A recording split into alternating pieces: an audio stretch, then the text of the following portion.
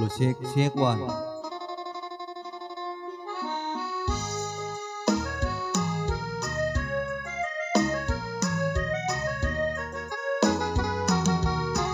เมียของผู้ขาสูงขาวยาวตึง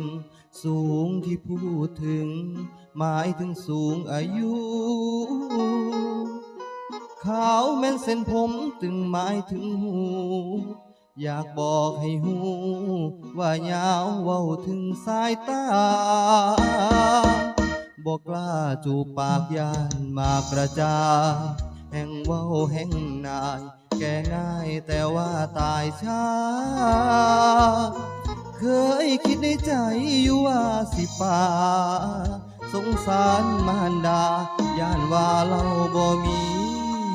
หมู่ตรอมตรมเตรียมใจคงไม่กี่ปีสองเหี่ยวส้มขี่หนีบ่มมกู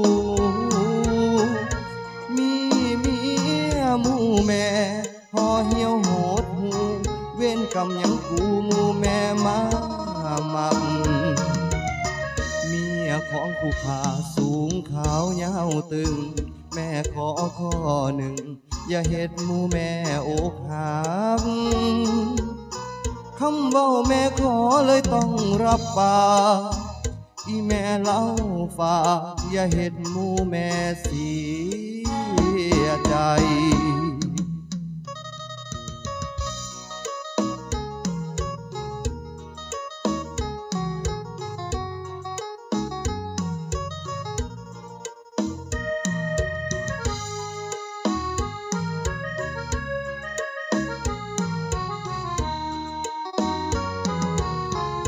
ตรอมตรมเตรียมใจ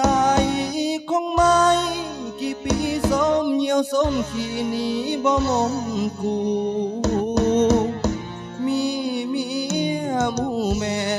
ห่อเหี่ยวโหดหูเว้นกรรมยังกูหมู่แม่มามักเมียของผู้ขาสูงขาวยาวตึงแม่ขอข้อหนึ่งอย่าเฮ็ดหมู่แม่อกหักคำเว้าแม่ขอเลยต้องรับปากอีแม่เล่าฝากอย่าเฮ็ดหมู่แม่เสียใจ